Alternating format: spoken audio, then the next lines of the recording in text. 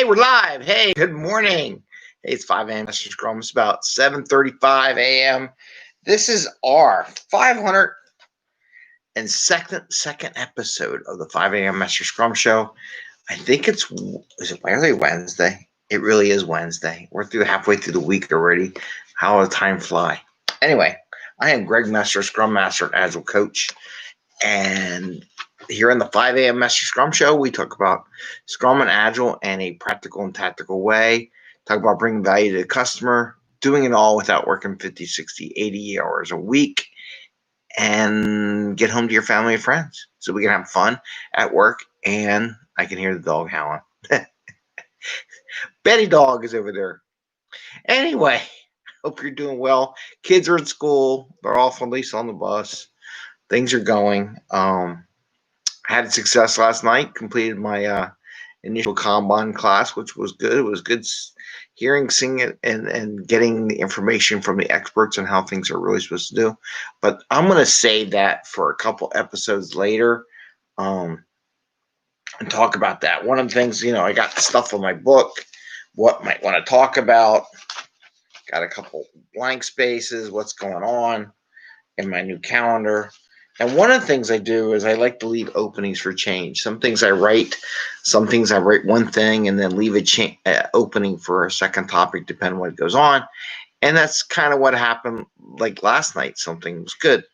So I'm going to talk about getting the fire underneath you burning to get your goals, and then visualizing those goals and what you need to do, because I need to do the same thing. So what I'm sharing with you is something I am doing and all things like that. So I watched the video a couple days ago. Boy, I do a lot of video watching on my transition time, don't I? So, getting a knockdown and coming back, right? And burn that fire, right?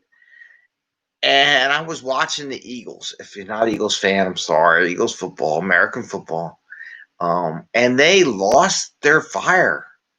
I'm listening to them. Oh, it's okay. I don't hold anybody grudge. I said, you're supposed to be champions, right? You're supposed to be wanting the best. And there is nothing in them right now that shows that. The hunger is not there.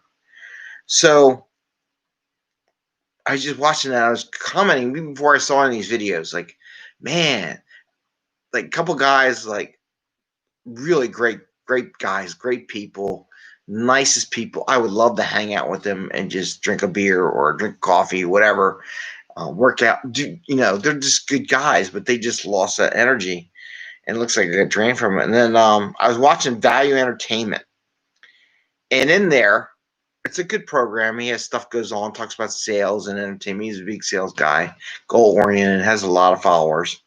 He was talking about a player's dad of the opposite team was commenting and tweeted out, and I retweeted that out too. Maybe I'll share that on LinkedIn today, because I didn't want to give everything up before I did the show, about this player who lost the championship, and he's standing there in the end zone watching the other team get the trophy, just burning that goal. Says, that should be me. I need to work my ass off. I didn't work hard enough to get that goal. I gotta visualize the first comment. One of the things we're going to talk about today, me up there on stage next year, and the father of the other players, the guy, he's comments, oh God, he's going to come back next year like a vengeance. You watch this guy, because he is dedicated and has visualized him getting there. At least I hope so. When just crying, but all the other players are gone, so they're all crying, but he's standing there looking at it. So I think that was true about what that guy said, and I do thank that father for sharing that. I think it was Milton, Mr. Milton. So, got that. So what's funny? All this talk about drive and passion and goal setting that's out there. Well, got me rethinking two things. I'm going to give you two stories, mentoring stories of what I've had. And I had to take my glasses off to read these because I wrote some notes down. So I was rethinking a conversation I had with my boss the other day before I left.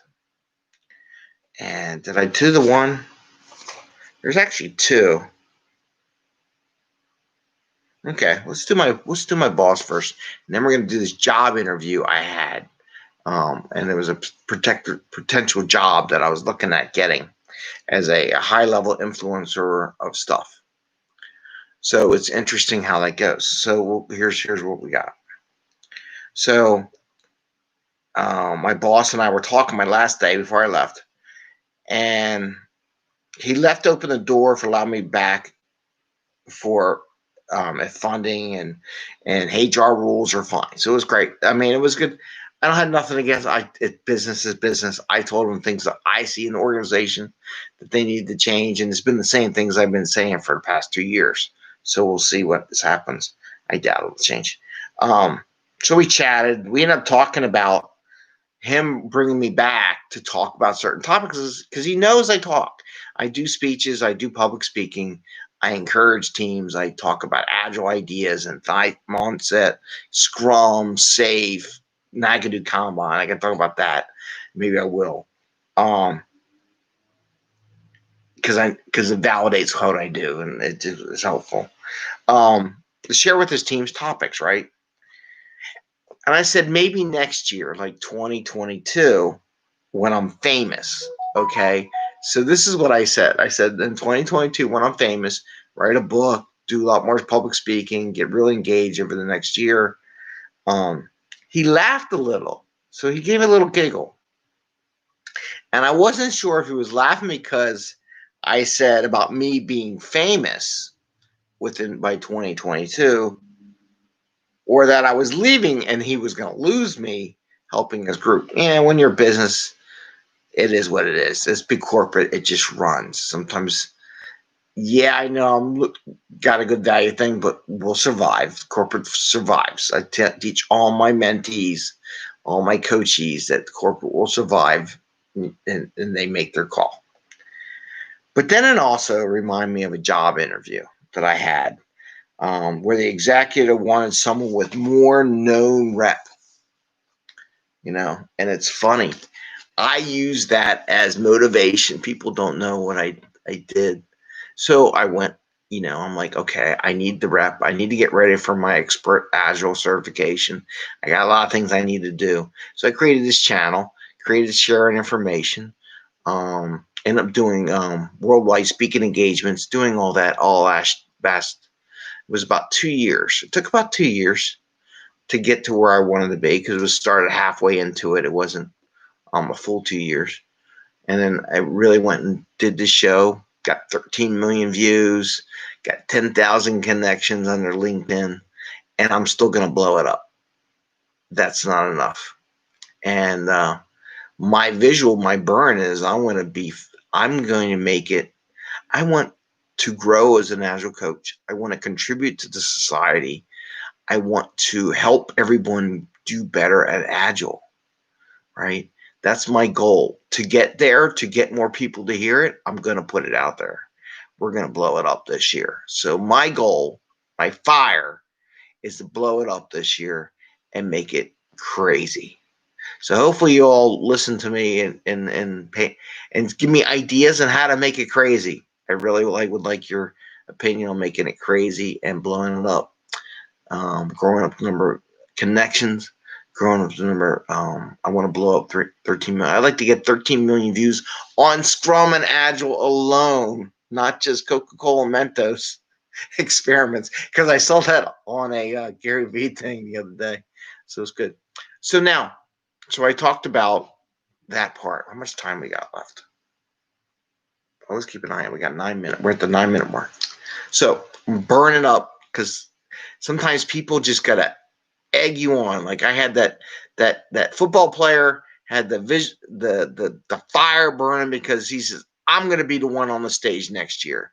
Me, my boss, the one interview job says, well, you're not famous enough, you're not known enough. I'm like, I'm gonna get known and we're gonna do this, and I still remember a couple of my listeners at the PMI conference walking up to me and going, hey, 5 Mester Scrum. That's what we're going to get. We're going to do that when we go back to visual. People are going to recognize that, and we're going to do that. They're going to have a little sign. We're going to make T-shirts. We're going to do things crazy. And I'm going to grow as a student of Agile, right? I don't know everything. I never did. I never will, but I'll keep learning, right? So we're going to learn, we're going to grow, we're going to blow it up, we're going to share that information, get feedback from everybody. We're going to see what we can do with this thing. I don't know. It's why not? It's just, what are we going to lose? I'm 52. I'm going to have fun. I got great kids in the family, so I'm good. I got 2 dogs that I just adopted, howling over in the background.